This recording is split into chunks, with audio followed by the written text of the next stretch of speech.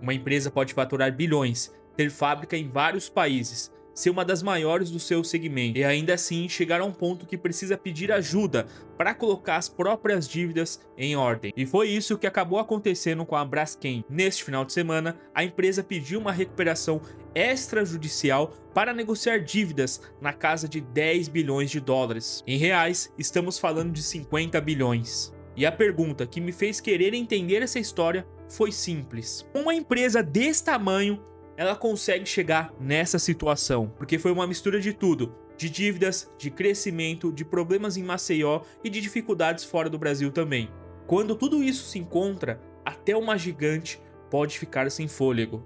Antes da dívida, vale entender o que a Braskem faz, porque muita gente conhece o nome, mas não sabe o que ela vende. A Braskem é uma empresa que transforma matérias-primas do petróleo e do gás em produtos químicos e resinas plásticas. E essas resinas viram materiais escolares, viram peças de carros e várias outras coisas que a gente utiliza no dia a dia. Então normalmente ela não vende o pote de plástico que você compra por aí. Ela vende as matérias-primas para que outra empresa faça esse pote que você está utilizando na sua casa. E aqui já aparece uma diferença importante. Nesse negócio, o preço da matéria-prima pode mudar, o preço das coisas podem alterar, o que altera o preço do produto rapidamente, ou seja, pode ter uma crise a qualquer momento. E dependendo do contexto que está acontecendo na economia ou no país, a margem da empresa pode cair muito. A Braskem ela acabou nascendo em 2002, numa união de várias empresas do setor. Então ela acabou nascendo praticamente como líder na América Latina. E nos anos seguintes, ela comprou mais operações, aumentou a sua presença fora do Brasil, se tornando uma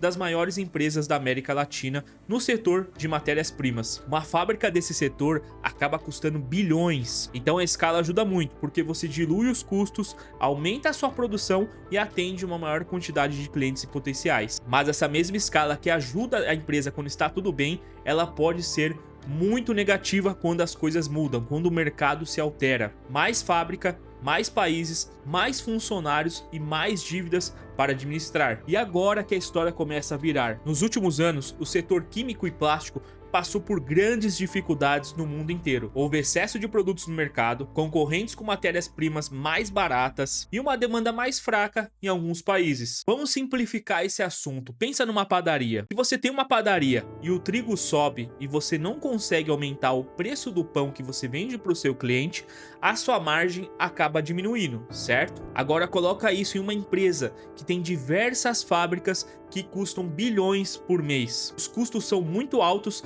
e sobra muita pouca margem para conseguir pagar as dívidas. No final de 2025, a Braskem tinha 9,4 bilhões de dólares em dívidas brutas e uma relação muito pesada entre o tamanho da dívida e o resultado financeiro que o negócio vinha gerando. E quando o negócio principal já enfrenta um cenário péssimo, a parte muito mais séria dessa história que não aparece no balanço se chama Maceió. Durante décadas, houve extração de sal no subsolo da cidade. Em 2018, apareceu rachaduras, tremores e movimentos do solo que começaram a indicar que algo estava errado. Até que chegou em 2019 e os estudos apontaram que a extração de mineração estava alterando o solo da cidade, o que acabou interrompendo a extração daquela região e vários moradores tiveram que se mudar das suas casas. Acabou virando um passivo enorme para a empresa, com indenizações, realocações e monitoramento que continua até hoje. Segundo a própria Braskem, até junho de 2026, mais de 19 mil propostas de compensações financeiras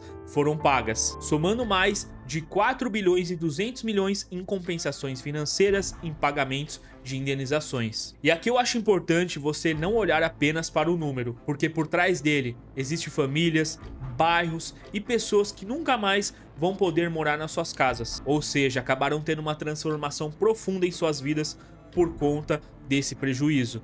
E o problema não estava só no Brasil. Uma operação importante da Braskem no México, também nesse mês, precisou entrar no processo de reorganização financeira. O plano é reduzir cerca de 900 milhões de dólares em dívidas. A Braskem ainda se comprometeu a colocar milhões de dólares na operação. Ou seja, ao mesmo tempo que a empresa mãe tentava preservar caixa, Uma operação relevante fora do Brasil também precisava de uma organização financeira. E aqui parece uma coisa que confunde muita gente. Poucos dias antes do pedido, a Braskem tinha divulgado o resultado operacional. Poucos dias antes do pedido, a Braskem tinha divulgado um resultado do trimestre de 5 bilhões de resultado operacional e 3 bilhões de reais em lucro. Então, como uma empresa que acabou de divulgar bilhões em lucro, precisa se reorganizar financeiramente. Porque lucro, caixa e dívida são coisas diferentes. Uma empresa pode vender muito e ter lucro no papel, mas ainda carregar uma montanha de dívidas acumuladas,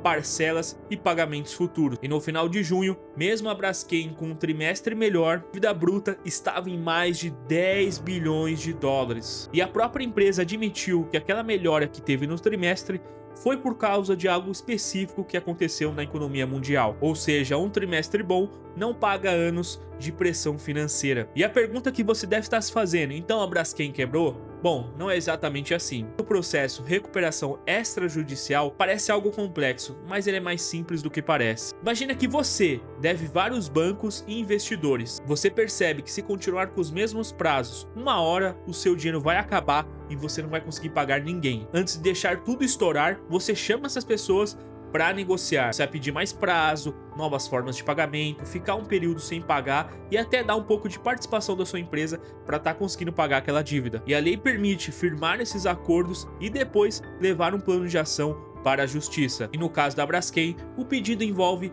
10 bilhões e 900 milhões em dólares. A empresa entrou com apoio de 40% da dívida bruta do que ela tinha. E agora tem um período de negociação para tentar aumentar esse apoio. E outra coisa muito importante, a empresa diz que o processo é focado nas dívidas financeiras. As fábricas continuam operando e os clientes e os fornecedores não entram nessa reorganização. E para mim, como empresário, essa é a parte mais importante de tudo isso. Obviamente, uma empresa como a Braskem é completamente diferente de uma empresa de pequeno e médio porte, mas alguns princípios continuam valendo. Primeiro, faturamento não é dinheiro livre. Você pode vender muito e ainda ter um caixa apertado. Segundo, crescer aumenta o que já existe. Se o negócio é saudável, a escala aumenta o resultado, certo? E se a estrutura está desequilibrada, também pode aumentar o seu problema. Terceiro, dívida automaticamente não é ruim. O problema é quando a dívida fica grande demais para o dinheiro que o negócio consegue gerar,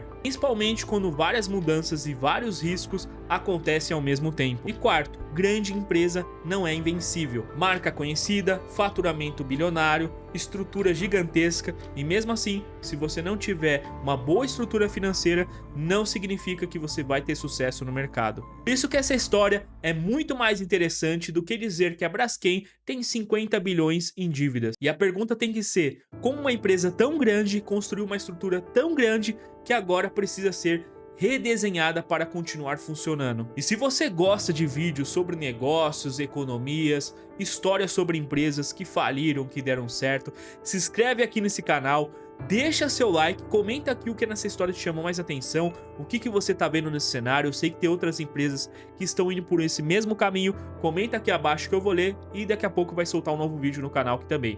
Eu vou ficando por aqui e até a próxima, tchau, tchau.